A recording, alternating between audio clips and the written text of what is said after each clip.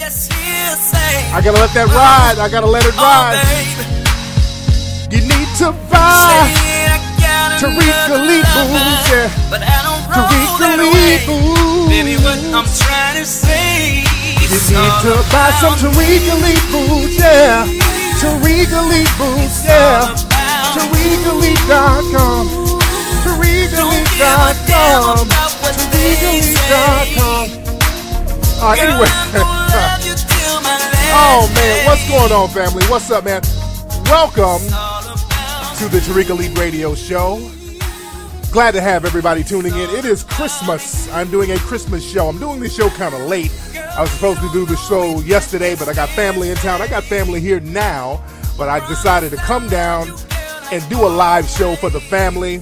I was going to stream on Ustream, and I was having some technical difficulties, but I'm here and I'm going to make it do what it do. The phone number is 818-850-5404. I'm going to take some calls, ladies and gentlemen. Today's show is brought to you by 7ammovie.com. The movie 7am, talking about group economics. That's going to be in theaters in a couple of weeks, as a matter of fact. January 17th, go to 7ammovie.com, ladies and gentlemen. And don't forget to go to TariqElite.com to get that fresh gear, and HiddenColorsFilm.com to get that Hidden Colors 1, 2, and 3 DVD and all that good stuff. But what I'm going to do right now, ladies and gentlemen, I'm going to take a very quick commercial break, and I mean very quick, and don't go nowhere. And we will be right back, ladies and gentlemen, with Tariq Elite Radio right after these moments. Fact. In 1986, a document titled Silent Weapons for Quiet Wars was discovered. In it, a plan to control humanity in the form of a third world war. Case Ultra presents a new monthly t-shirt and magazine series exploring a fictional yet possible reality of events based on that document. See tragedy and hope unfold in each issue and get a high-quality t-shirt, magazine, and free stickers every month. Sign up now at CaseUltra.com. Use the coupon code KFLEX and you get 50% off on everything on the site. That's CaseUltra.com. Arena Players, that's located in downtown Baltimore, Maryland. That's one of the oldest African-American community centers in the country. Arena Players, they're presenting a brand new play called Jitney by famous playwright August Wilson. Now, Jitney is a dramatic comedy set in the 1970s about black men struggling to make ends meet. The show runs from January 9th to January 25th, 2015. Tickets are $18, $12 for students and seniors. Tickets can be purchased at arenaplayersinc.com. That's arenaplayersinc.com. You're now tuning into the King of Game, Tariq Elite, on Tariq Elite Radio. You better recognize. What's going on, everybody? Welcome back to the Tariq Elite Radio Show. I am Tariq Elite, also known as Tariq Nasheed. Glad to have everybody tuning in, ladies and gentlemen. A lot of stuff we're going to talk about tonight. Let me get a couple of calls because the phone lines are lighting up. Let me get a couple of calls and see who's on the line. What's up? Who's calling?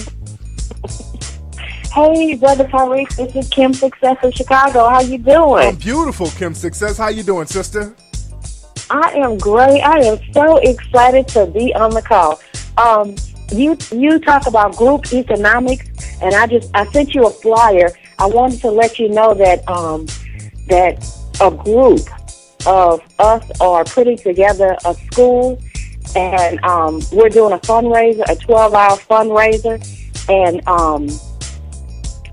I sent you the flyer, but we're doing a 12-hour fundraiser, but we're doing group economics. So I'm just really happy that you teach that, and we're putting that into motion. You know, I listened to your call with Hot Double D out of New Orleans. Yes. And so people call your show and they talk about stuff, but I'm a person of action. Yes, so indeed. I'm really excited because I have action going on. So I'm just really excited. So when you guys plan on doing the school? Well, the school, we're getting ready to set it up. We're doing an online school, and then we have it in Philadelphia. The online is nationwide, worldwide for everybody. But we have some standalone, which is Philadelphia, Grand Rapids, Michigan, and Baltimore, Maryland. And we're calling it Freedom Schools because we have to go back to basics and teach our kids, our youth, and our adults basics. So we're calling it Freedom Schools. Absolutely. And the radio telethon is December 27th. We're using Blog Talk Radio. And it's from 9 a.m. to 9 p.m. So we're just doing round-the-clock hour. We're going to be challenging people to donate. You know, if you donate, you'll get a T-shirt or you'll get a mug or, you know, whatever products we have.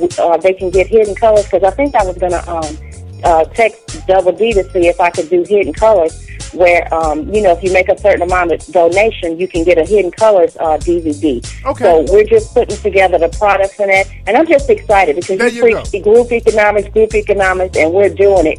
It's the UNIA, ACL, Panther Party, What About Us, the Initiative, Manhood, Race, and Culture. The name of the online school is KIMU. So we get together and we doing this thing because it's way past time, and you preach it and we putting it into action. So I love you, brother, and I'm going to listen to the show unless you have any questions. I'm just so excited. There you go. Thank you very much, sister. Love you so much. Okay, I told y'all about being long-winded, family. Y'all got to get to the point. I respect what she's doing. I love what she's doing. Let's get to the point. This is what we doing. This is where you can find me. Keep it pushing. Y'all stop overselling what you got. You had me at hello. All right? All you got to do is say, hey, this is what I got going. This is the website. This is what we need. Contact us here. Get more info here. You got to get in and out with it. But respect to what she's doing. Because a lot of folks just don't get a forum to really get what they're doing out there. So a lot of people want to shoot a lot of stuff down the pipe when they get an opportunity. What's up, man? Who's calling? What's up with it? This B from Kansas City, Kansas. Hey, man. How you doing, fam? Oh, shit. Chilling. You got a topic tonight? Hey, man. We're just chopping up game. What's on your mind? Oh, shit. I got a question for you, man, about my baby mama, man. Oh, what happened with your baby mom? Shit, I got an old lady, man. I was with her for about 9 years or so. Shit, she done got in law school or whatever. And, you know, but that don't have nothing to do with the situation. The situation is we got a child together, man, a little black girl. And I want to be there for my daughter, man, as a father. And, you know, she ain't having it. But the thing is I done did a lot, man. I'm with the Islam and some more shit, you know, and I done got caught up in that, you know, I done turned my life around and I'm working. I'm doing everything I can do to be in my daughter's life, man. And I want to know, you know, what's your best advice to, you know, to get back in her life, man, you know, to try to work things out or whatnot. All right, well, it's a lot of times, man, when dudes are talking about they're trying to get back in their kids' lives and all that, sounds like, man, they want to kind of low-key fuck with the baby mom and all that, too. You know what I'm saying? No, not necessarily. I really don't even, you know, I just want to be in my daughter's life. Right. I have been in her life, you know, from day one. You know, I used to keep her and all of that. All right. Now listen, my life all all the way right, around all and right. free black man to take care of my daughter. But All right. I don't know. All right. Now listen, brother. Listen. This is what y'all got to do. Y'all got to stop all that bullshit. You ain't letting me do nothing. Ain't letting me get my daughter there. Dude, you can stop all that shit overnight, man. Go down to child services or down to the courthouse and just say, look, I need to get scheduled visitation. It's that simple. Just get scheduled visitation where y'all both come in, and it's going to be mandatory for her to come in. You ain't going to be doing all that begging and pleading and getting mad and getting frustrated, and she's saying she's going to let you keep her one day and then changing her mind. All that little silly shit that niggas love doing, going back and forth, that little childish thing that men and women play. Just go down to the courthouse and say, look, this is what I want. I want set visitation days, and they're going to set visitation days, and that's going to be all there is to it. That's going to stop that game playing overnight. Because what's going to happen eventually, have they got you on child support yet?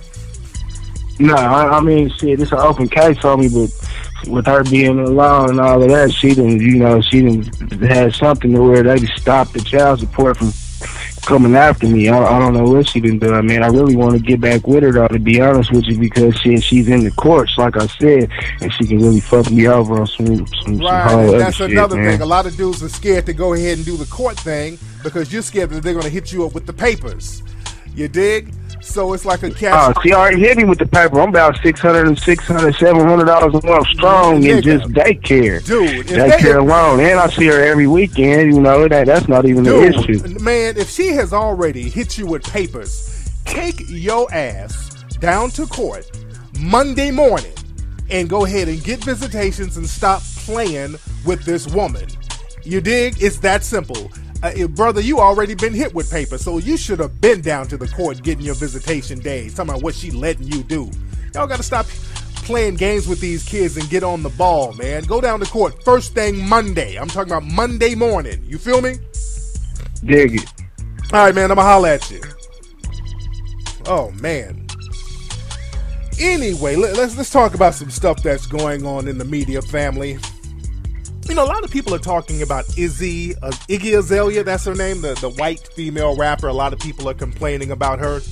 You know, I haven't listened or looked at none of the interviews or even heard. I read some of the stories. I know that certain people are doing interviews complaining about her, and I heard that the rapper Q-Tip kind of wrote an open letter to her. And I know T.I. is doing a lot of defending, so I pretty much know the gist of everything without even getting to all the details. I think a lot of people are concerned that Iggy is co-opting the culture, just like a lot of white artists. They'll ride the coattails of a black artist or the coattails of our culture, use it to gain money, fame, notoriety, wealth, and resources, and then turn their backs on this culture, and people are rightfully concerned. But the catch-22 is this. This is the catch-22. The catch-22 is she rode in on the coattails of a very reputable, respected rapper, which is T.I. And we all like T.I. We love T.I. I love T.I. stuff. I'm a big fan of T.I. personally. And I got a lot of respect for T.I. I think T.I. is a real dude. And I respect T.I.'s hustle, because it's very rare that the tables are turned. You got a black artist eating off a very prominent white artist. I can't hate on that. I got to pop my collar to T.I. because that's a smart business move. Not mad at him as far as that. So I feel T.I.'s position. And I also feel the position of brothers and sisters within the hip-hop community. Because now we got to make a decision here. This is like a real deep catch-22. Do we co-sign Iggy's career? Which is, let's just call it what it is. It's kind of fuckery, though, if you want to be honest. You know, this Australian chick coming in here with this black scent, and all of a sudden, you know, she's popping off, riding the coattails of the community, but she didn't really pay no dues. That's the thing. That's how the community's looking at it. It's like you just coming in, throwing your little accent down, and bam, you got Grammys and you're getting the platinum records and all that. But it's like, why do we have to use our culture to lift you up, and you ain't really doing nothing for the culture? You ain't really speaking out for issues not only in the culture but in the community, but you got this little black scent that you're rapping in. So a lot of people, that's a legitimate gripe that people have, because too many times people use us in the black community to come up and then say, fuck y'all niggas. So that's a legitimate gripe. So I think that's the catch-22. Should we mess up T.I.'s money, or should we allow this person to again mess up our culture, co-opt our culture and water it down for their own gain, take from our culture, then bounce? So with T.I., he's doing his best to try to defend his artist. I think T.I. might have to take a somewhat of an L on that. Somewhat. I think T.I. needs to stop trying to go out and defend this woman so much. I know that's your artist, but it's going to start making you look kind of janky, Tip, going out and defending this person when they don't do the same for us, by the way. When shit goes down with us, see, the thing is, let's be real honest with it, family. We kind of, and I talked about this on Ustream, we're always jumping in front of bullets for every other group, trying to sacrifice ourselves for their needs, trying to put everybody else's needs in front of our own, And we try to do it as if that's some type of Christian reputable thing, but really it's a slave mentality. That's a holdover from slavery, because slaves put everybody else's interest in front of their own. Taking that bullet for somebody in the dominant society, taking up for them, always out there in the forefront defending them. And they don't do the same for us. How many people in the dominant society have y'all seen defend Bill Cosby? All the friends that he thought he had. Ain't nobody in the dominant society coming out speaking up for him. Not one. That man been around for 1,000,000 years, and not one person in the dominant society has come out and said, hey man, come on, I still like Bill Cosby. Don't say that about Bill. Not fucking one. Hugh Hefner, who was supposed to be his friend, kind of threw him under the bus. Everybody in the dominant society threw Bill's ass under the bus. But the thing is, when somebody in the dominant society comes to our culture and engages in what we find or think is fuckery, it's always one of us trying to jump out there and co-sign them. We got to stop doing that. We got to let them take that L and let them do what they do. And again, I feel tipped. That's his paper.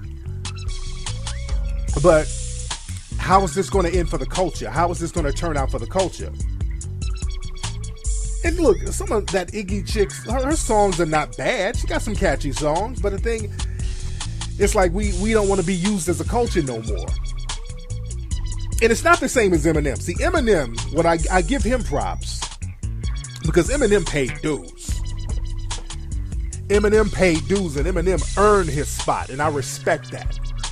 He didn't come in and just co-opt the game. Eminem used to battle dudes and kind of wrap circles around dudes. So Eminem authentically came from the bottom and worked his way up to the top. So that's honorable, that's respectable, so we can rock with the dude. My man started right there in the gutter with it and rapped his way to the top. My man paid his dues. That's why we can respect Eminem to a certain degree. We can respect him. He's authentic. But Iggy, no. Some just chick that's come over from Australia, you throw in a black scent, bam, you get a Grammy. It's like, okay. We ain't hating on your Grammy, but damn, you using the culture, but what you doing for the culture? You dig? Anyway, but I digress, ladies and gentlemen. I do digress. A lot of stuff I want to talk about. Speaking of what's going on in the black community, there's another situation out there near the Ferguson area, out there in Berkeley, Missouri, right outside Ferguson. There was a young man named Antonio Martin. I think that's his name, Brother Antonio. 18-year-old kid. He was shot by the police. This time the story is, and by the way, there are a lot of extra protests out there. There were protests out there last night and tonight. So the story is that this teen was coming out of a convenience store with his friend. Police happened to pull up on him. The police thought that they were suspects from something else. They fit a description. A conversation ensued. The police said that Antonio pulled out a gun and pointed it at the cops, so the cops shot him. That's the official story. And there's some holes in that. And more details are coming in because, again, this situation happened yesterday. But from what we know so far, these are the facts. Antonio was coming out of the store. Yes, he was. He had an altercation with the police because the police pulled up on him. There were surveillance cameras, but we don't know exactly what happened. They said on the camera he pulled out a gun. Now, he extended his hand, but there are 3 different camera angles that they've used. All of them, you cannot tell what's in his hand.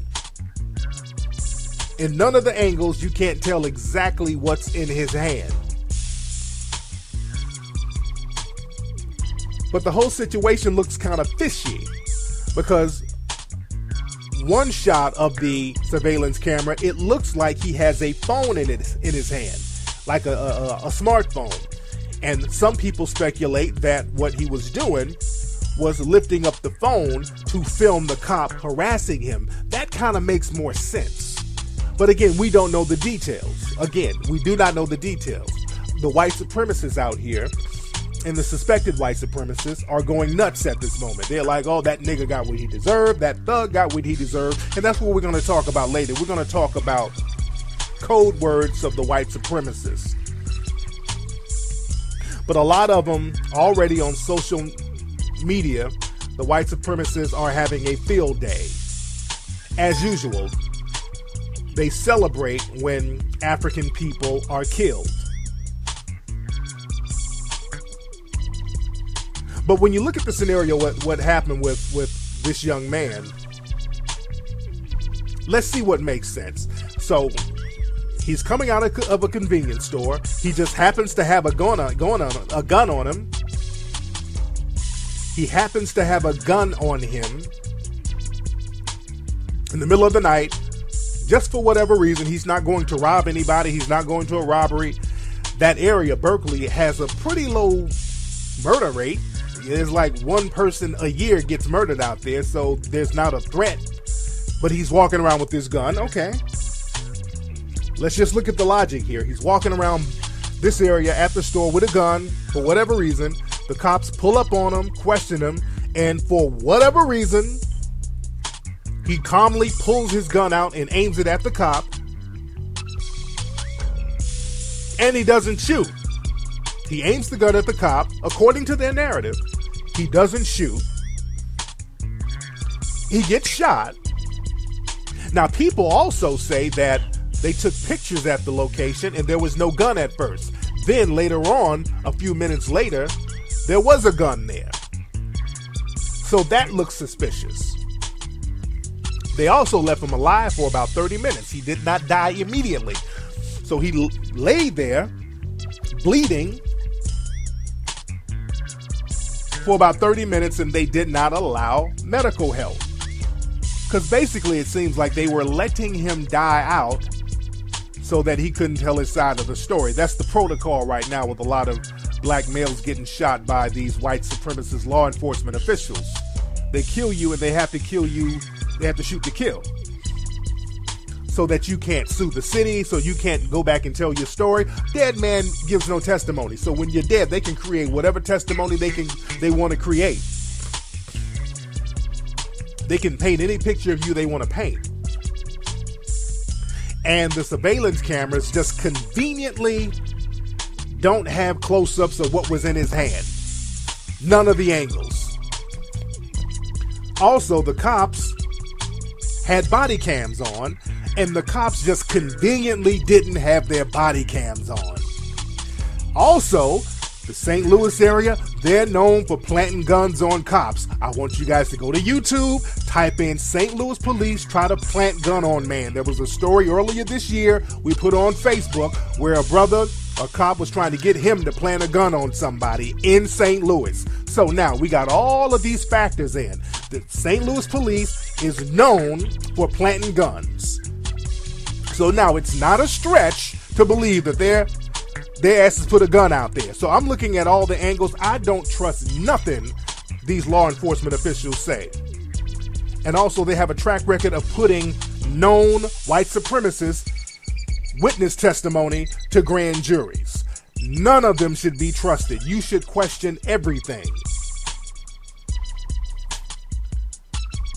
But the thing is, this whole thing about him walking around with a gun and the cops ask him questions and all of a sudden you pull a gun out. And I ask people on Twitter, what sense does that make for somebody to just pull a gun out calmly on a cop? And you didn't rob nobody, you're not doing anything wrong, but you just pull a gun out on a cop and you ain't in the middle of a crime. Just think common sense for a minute. Now, the white supremacists are going to just say, okay, that's what thugs do. He's a thug, meaning you're a nigger, but that's what niggas do. But logically, who would pull out a gun on a cop? You ain't doing nothing wrong. You didn't rob nobody. You didn't do anything. But you're just standing there talking to a cop. You decide to pull a gun on him. And what were you going to do? You're going to pull a gun on a cop for what? That's a death wish. That's literally a death wish. So this young man, I don't assume he had a death wish. But see, the white supremacists will lead you to believe that Negroes are just dumb. They do dumb things. Me personally, I think the young dude pulled out a phone. And that could be wrong. I don't know the guy. I don't know if he was on drugs. I don't know. I'm just thinking logically. Logically, that don't make sense.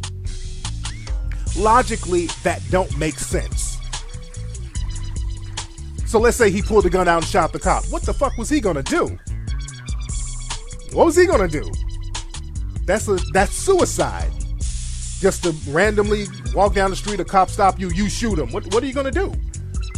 You're not gonna run off to another country. You're gonna go to your mama's house. They're gonna lock you up for life. So that was suicide for him to do that. Logically, it would make no sense for him to do that.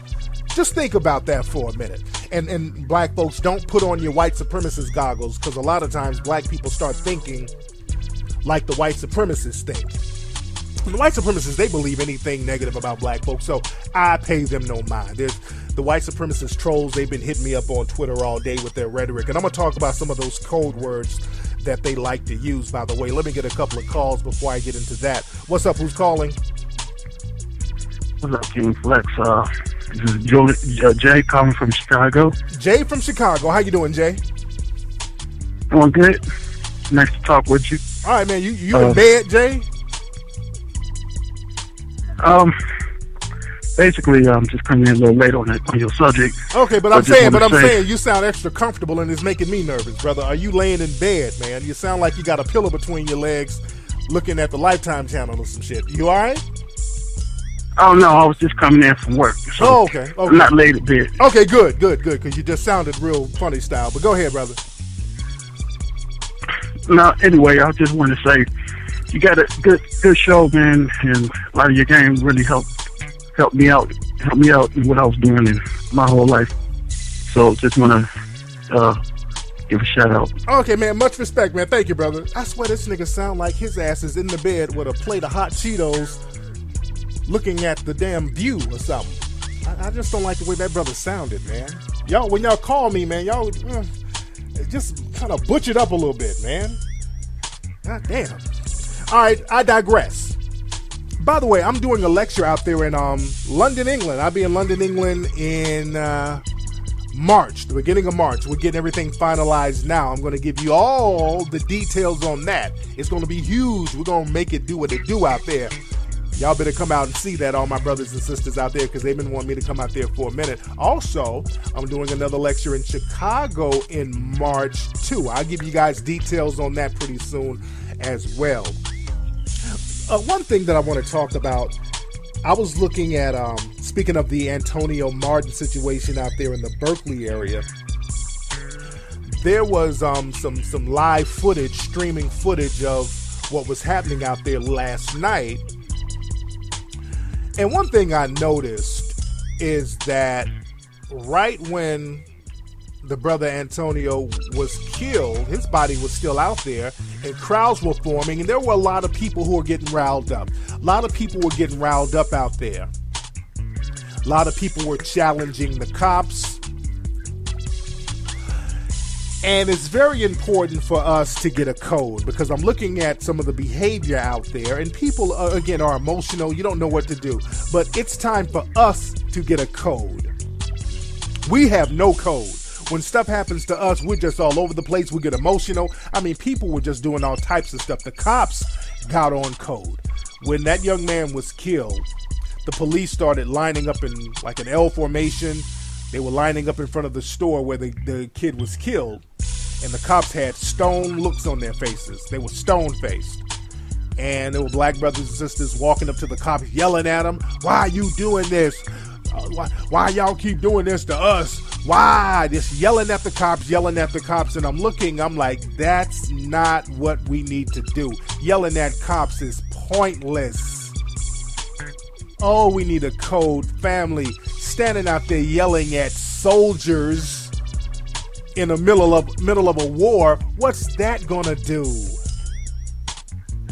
They're gonna listen to you instead of their superiors who are telling them to be out there having war against you. This is war. Black folks don't understand. This is war. War is being waged on you. Yelling at soldiers is not going to stop them from waging war and doing their job. You got to get on code. You need a code, family. But they didn't know what to do.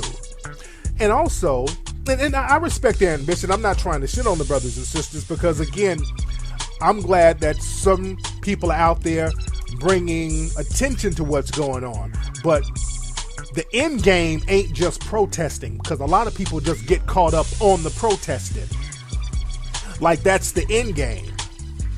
And again, we got to get to economic development. We got to get to economic empowerment. I know that sounds like a broken record, but that's something that we need to stay ready so we don't have to get ready about. Because this shit is going to keep happening.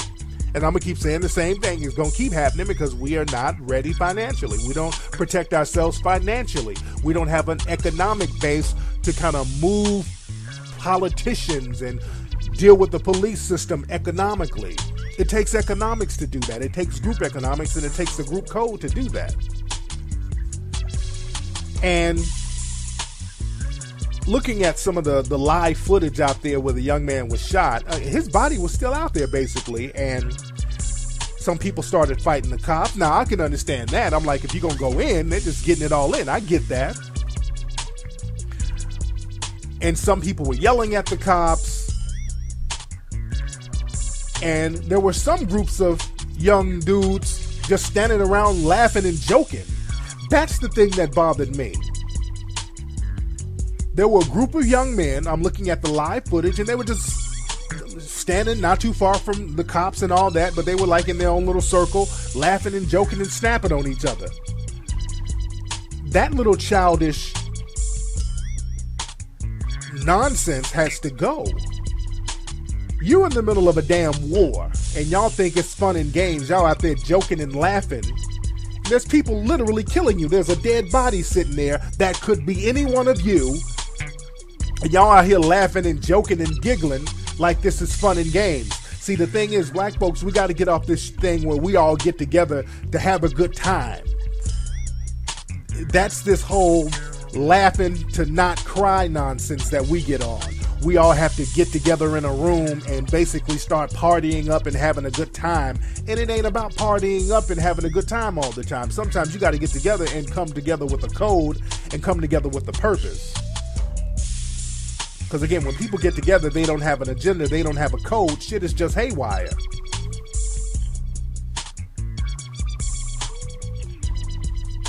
But you got to get off that plantation mentality. You know, somebody just got beat, just like the movie 12 Years a Slave. There's a scene where the lead character is being semi-hung in a tree. He was hung, but his feet were like lightly on the ground. And while he's dangling from a tree, there's other black people around the plantation kind of playing and singing. Just like whatever. They're literally just playing and singing, goofing off on the plantation while this guy is hanging. This whole helpless, let's just laugh and joke to ignore our pain, to ignore our situation. Now, there was one young lady who snuck out there and gave him some water. And that's another thing, man. I see a lot of sisters out here in the forefront where some of these brothers should be. Because I was looking at a lot of the footage and some of these sisters were like stepping to the cops on that rah-rah shit. And some of these dudes were sitting around laughing. That's some shit we can't have. The women out here fighting the battles for you. That's something that you can't have. Y'all fight together, you fight in the forefront too. But we got to get serious about what's happening out here. This is war, and brothers gots to get serious. Playtime is over. See, black folks think that we're going to sit up on this plantation and just get plantation privileges and things are cool. With no code, it's the code of the plantation. Just like now, all across the country in economically deprived areas, there are a lot of black folks who basically, you got whole families that's getting some kind of check. You go to school, act crazy, you get a check. You get ADD, ADHD, you get a check. Your mama acting crazy, she gets some kind of disability check. You got whole families out here in some of these areas that's getting some kind of bullshit ass check. and you think that you can just sit up in these little hoods getting this bullshit check with the family and everything is going to be cool. These race soldiers disguising themselves as cops, they're shooting you first. They're getting the broke ass people first. So first, you got to get up off whatever government assistance you are on, because that's not the come up. You better educate yourself. You better get on code and then create an economic base. Get away from dusty niggas. That's code one. Code one for everybody in the black community who's trying to be progressive. Get away from dusty niggas and hood rats. Because at this point, dusty niggas and hood rats are going to get you killed. Not by one of them, because black crime across the country is actually down. Now the law enforcement is going to end up killing you. It's that serious. So that's code one. Get away from dusty niggas and hood rats. And also, you got to understand the codes of the white supremacists. That's the main thing. Our code is fully understanding white supremacy. And the number one code we should be on, always look and see how white supremacy benefits from everything that happens. Because white supremacy is the common denominator. Now, a lot of black people are afraid to even say white supremacy because they think that they're going to offend some of their white friends or some of their potential white benefactors, somebody white who's going to give them a job. So a lot of white black people are afraid to say white supremacy. And another thing, what happens is the white supremacists, they get on code, and one of their codes is to deceive you. And that's another code that black people need to learn. Stop listening and believing everything a suspected white supremacist tells you. That's the black folks have that bad. Black people believe every single damn thing that suspected white supremacists tell them, and 99% of the shit they tell you is total garbage. Is a lie for the most part. It's a lie or a half-truth at best. I mean, damn near everything that comes out of their mouths, and black folks believe it hook, line, and sinker. Just look at social media, for example. Look at some of the code words they use. See, one of the rules of white supremacy is to never talk about white supremacy logically. That's one of their codes. When it comes to white supremacy, never talk about it logically, meaning don't talk about racism logically. So whenever you see these television shows that say, hey, we're going to all get together, we're going to discuss race today on whatever show this is. We're going to have a discussion about race. So they pretend that they're about to have this honest, logical discussion about race. They do this almost every other day on television. But what they do, the white supremacists, they rig the whole conversation. They get one black person who's really going to talk about racism. But what they do, they make sure that there's some type of radical white person who's there with nothing to lose. And they're going to make sure that there's somebody from the coon train on there too. And also what the white supremacists are going to do, they're going to give you a very limited amount of time to discuss, quote unquote, racism. So what they do, they start the program, which is going to last about 5 minutes. Then they have the black person start to state his case. A few seconds in, the white extremist or the white radical person with nothing to lose is going to interject and start throwing out, what about black on black crime, and start talking over him, throwing out a whole bunch of racist, white supremacist bullet points. Well, there's no family values. Black people ain't got no family values. All these black people committing crime. And usually it's somebody, like I said, in the dominant society who has nothing to lose, or somebody whose career is over. Like they'll get somebody, like there was a guy named Frank Taffy that they would have on all the talk shows talking about George Zimmerman. Now Frank Taffy was this white guy. He was a nobody, but his claim to fame, he was quote unquote George Zimmerman's neighbor, which I don't think he was. I think they just said that just to get him on television. And he was this white supremacist who would get on TV and just make all these crazy comments about black folks and just yell out all of these white supremacist talking points. Now, they stopped putting him on television when he was on another radio show. Then he went all out white supremacist, started talking about niggas this and niggas that. So they had to distance themselves from him then. But what they'll do, they'll also get a person like Rudy Giuliani. the former mayor of New York. And lately, they got him running around making all these crazy comments about black people. Why? Because Rudy Giuliani's political career is over. So, you know, he's not getting elected to nothing else no more. So now he's found a new money-making scheme, which is to regurgitate white supremacy. And Ted Nugent, too. He's another guy. He's a guy, he was a former rocker, musician. His career is dead, so now he regurgitates white supremacy. The conservatives have him on all the shows. So they'll let these people run their mouths, and then they'll put the camera on the coon train. They'll bring out some random Negro who's saying the same, oh, well, what about black on black crime? We be doing too much. We need to do better. We need to pull our pants up. What we do is terrible. You know, they bring out the coon train, and then they go to a commercial and end the show with nothing solved, nothing logically discussed. And that's all designed as part of the code. White supremacy is meant to never discuss logically. My film, Hidden Colors 3, was the only film that's worldwide release that logically talked about white supremacy.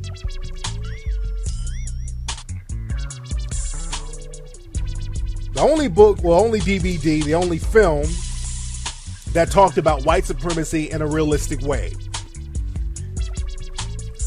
But the white supremacists, they have codes, and they use certain code words, and you'll see a lot of these code words on social networking sites. For example, whenever you see somebody start talking about Al Sharpton, you'll see that in a lot of message boards.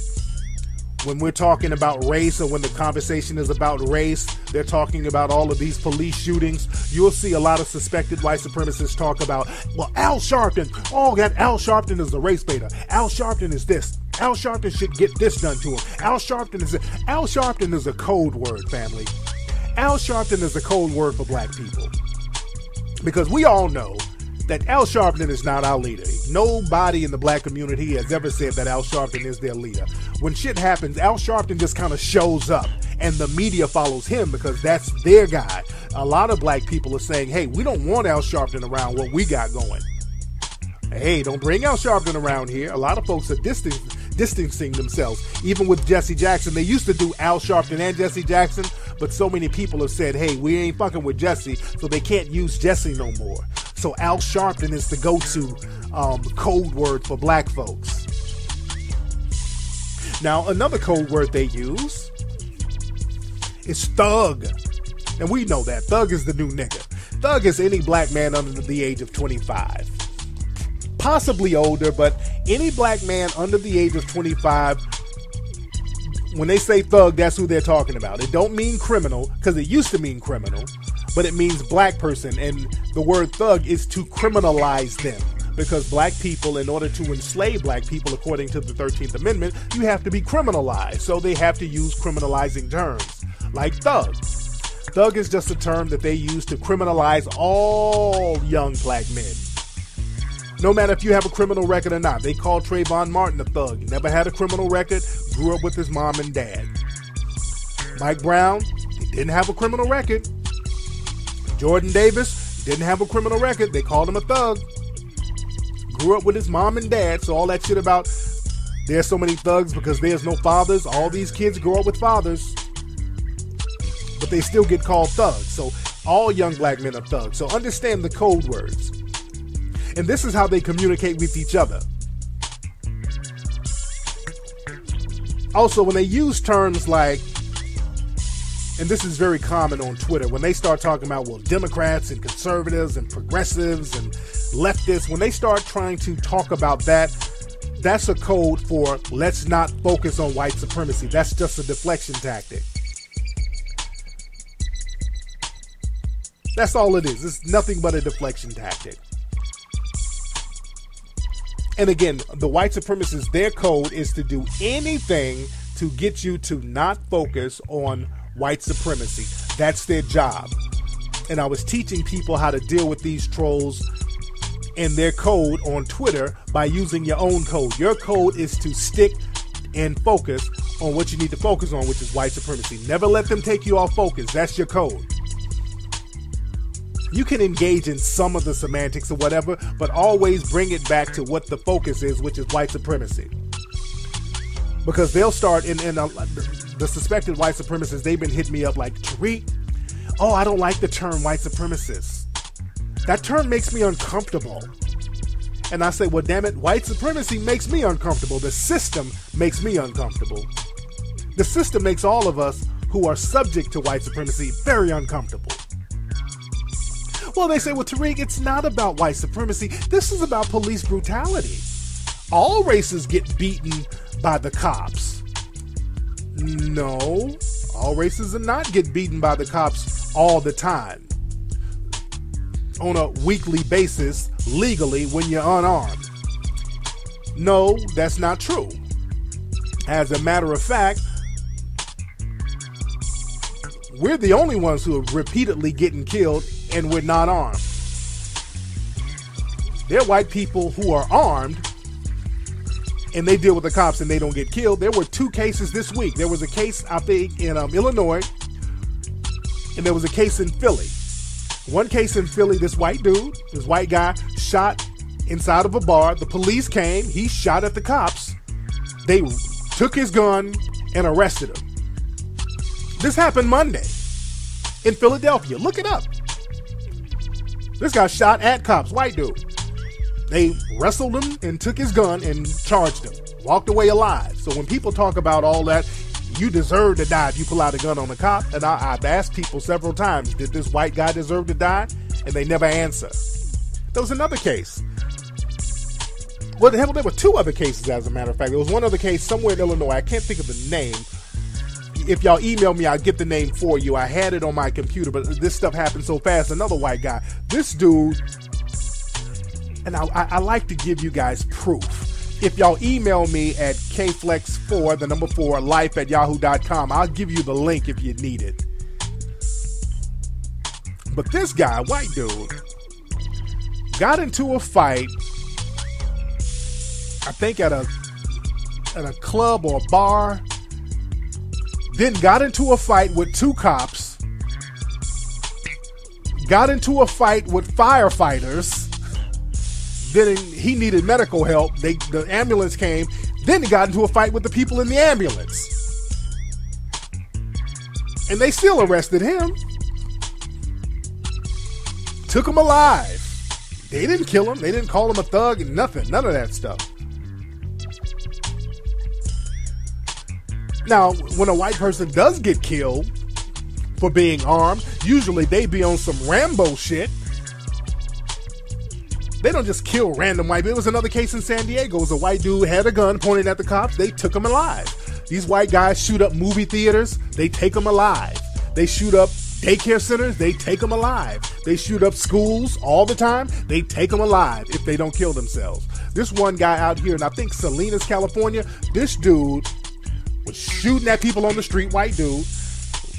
And this was all on the dash cam.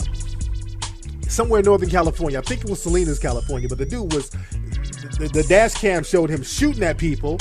Then he started shooting at the cops in the windshield, got in his car, drove off, shot at cops while he was driving off, went back to the spot where he was shooting, started shooting at more cops. Then they finally had to kill him. So the white folks got to be on that Rambo rah-rah shit before they get shot at.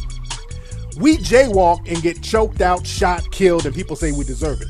So again, we have to look at the deception they try to run on us. It's 2 justice systems in this country. Don't let anybody fool you. One for us and the other one's called white supremacy. And again, people have been hitting me up. Well, Tariq, it's not about white supremacy. It's about Marxism. It's about the ruling class versus the plebeian class. They come up with all types of rhetoric and bullshit to get you off white supremacy. Some people were saying, well, Tariq, this is about rich and poor. Somebody actually told me, well, Tariq, rich black people don't get killed. You don't see Beyonce getting killed by cops. Well, the thing is, Beyonce has bodyguards around her, so she's pretty much protected. You understand? And there's constant cameras around her. But if we want to get real technical, there are a lot of wealthy entertainers who are followed by cops all the time. You got a hip-hop task force if we want to go there. So black entertainers are followed by cops all the time.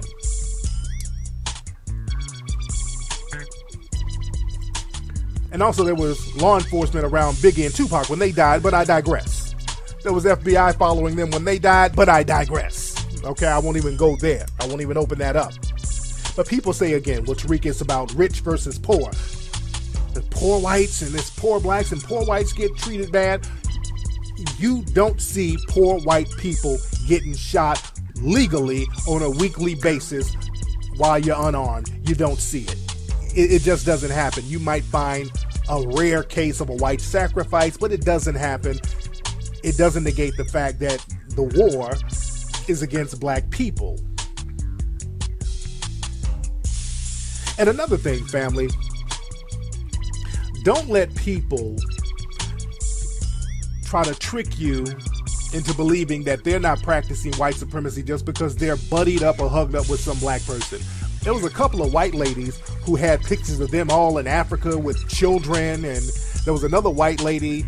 She said, she was telling me, well, I'm 61 and I got a whole bunch of black children I raised. She has a whole bunch of adopted black kids. And this woman was spewing some of the same white supremacist rhetoric that all these other people were spewing, falling right in line with all the other white supremacists. She was the one who was getting offended by me saying the word white supremacist. Like, oh no, all of us are not that way. No. I said, ma'am, I never said that all people in the dominant society are white supremacists. I never said that.